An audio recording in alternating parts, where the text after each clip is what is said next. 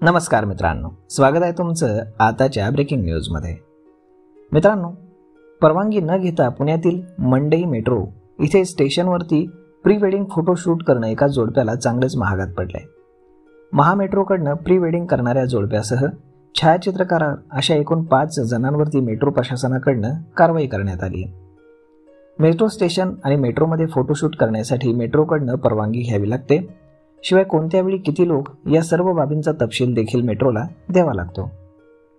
त्यानुसार मेट्रोकडनं शुल्क आकारलं जातं, परंतु हे सर्व नियम बाजूला ठेवून एका जोडप्यानं फोटोशूट केलं होतं। मेट्रोच्या सार्वजनिक मालमत्तेच्या नियमांचं उल्लंघन करणं मात्र त्यांना चांगलंच महागात पडलंय। पुणे मेट्रोच्या नियमानुसार कोणत्याही खाजगी किंवा व्यावसायिक चित्रीकरणासाठी परवानगी घेणं हे बंधनकारक आहे, मात्र संबंधित जोडप्यानं या नियमांचं उल्लंघन केल्यानं त्यांच्यावरती कारवाई करण्यात आली आहे।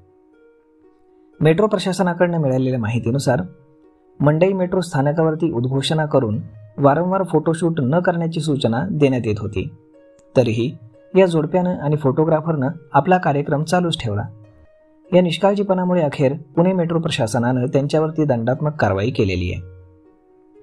तर दुसरीकडे पुण्यामध्ये वाहतूक कोंडीचा मोठा गंभीर प्रश्न झालेला असतानाच दसरा आणि दिवाळीच्या मुहूर्तावरती ऑक्टोबर महिन्यामध्ये पुणे प्रादेशिक परिवहन विभागाकडे 45,000 नवीन वाहनांची नोंदणी झाल्याचं समोर आलंय।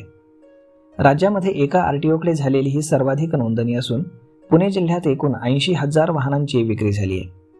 ही राज्यातील उच्चांकी नोंद ठरली आहे। त्यामुळे पुण्यामध्ये वाहतुकीचा प्रश्न गंभीर होण्याची शक्यता व्यक्त केली जाते। केंद्र सरकारनं वाहनांवरील वस्तू आणि सेवा कर अर्थात जीएसटी मध्ये कपात केल्यानंतर दसऱ्यापासून वाहन खरेदी करण्याचा वेग वाढल्याचं दिसतंय। त्यामुळेच पुण्यामध्ये दसरा आणि दिवाळीच्या मुहूर्तावरती वाहनांच्या खरेदीत वाढ झाल्याचं पाहायला मिळतंय।